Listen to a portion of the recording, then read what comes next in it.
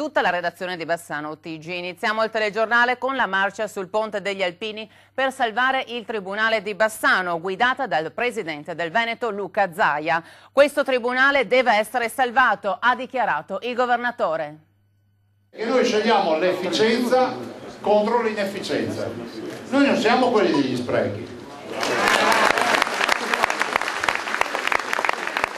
Una vera invasione del Ponte degli Alpini stamattina. Il presidente del Veneto Luca Zaia ha guidato il suo esercito, fatto di avvocati, sindaci, amministratori locali e soprattutto tantissimi cittadini che hanno voluto manifestare per urlare ancora una volta la necessità di salvare il Tribunale di Bassano, da 2 mesi accorpato a quello di Vicenza, con conseguenze drammatiche per la giustizia dell'intero territorio. Qui non è una questione di partiti, di politica, è una questione di difendere un tribunale efficiente che chiude le cause civili in 2 anni e mezzo contro i 7 anni e mezzo del Veneto. È un tribunale che serve 37 comuni ed è un tribunale che merita questo status, quindi noi non vogliamo che si chiuda, punto e basta. È stata definita l'ultima chiamata questa? Ma io non so se sia l'ultima chiamata, io sono fiducioso, del resto solo i pessimisti non fanno fortuna. Penso che noi siamo qui, migliaia di persone stanno a testimoniare che, come diceva Rousseau, nel contratto sociale loro delegano le istituzioni a rappresentarle, sono qui a dire che questa cosa non sa da fare. Un grido che non può non essere ascoltato da Roma. Secondo lei serve per così spingere questa commissione tecnica a prendere la decisione giusta?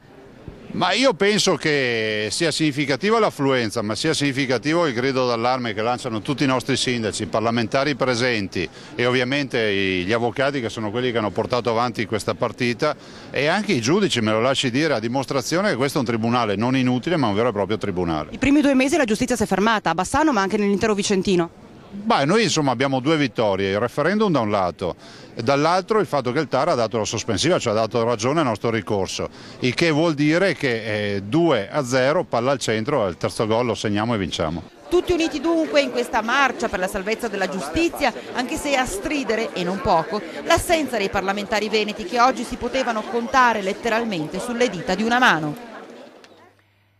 Tanti stamattina abbiamo visto hanno partecipato al corteo di protesta per salvare il Tribunale di Bassano. Assenti ingiustificati i nostri politici.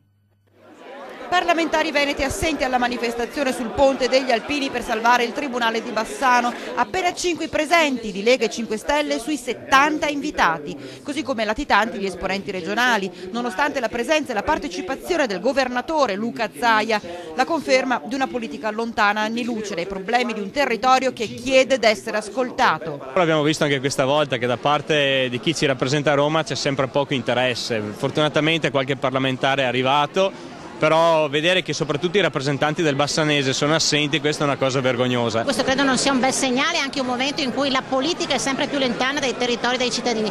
Noi ci siamo per ribadire l'importanza di questo presidio, per ribadire che è una lotta che va fino in fondo, fino alla fine, perché non stiamo parlando di un tribunalino, come ha detto appunto il governatore, ma dell'8° tribunale del Veneto. La chiusura del Palazzo di Giustizia di Bassano e questi 2 primi mesi di accorpamento a Vicenza, ne sono una triste conferma, porta solo disagi per l'intero territorio, con risvolti negativi anche per attività e imprese. Vuol dire bloccare uno sviluppo anche di future aziende che vengono sotto territorio. Ritengo che sia una cosa vergognosa chiudere il Tribunale di Bassano. E a far arrabbiare ancor più è lo spreco di denaro per la costruzione del nuovo tribunale di Via Marinali, 12 milioni di euro gettati al vento. Altro che spendi review, sono costi che andrebbero ad aggravarsi, ad aumentare, per non parlare poi dei costi all'utenza, al cittadino finale. Ma nonostante tutto c'è chi spera nel lieto fine.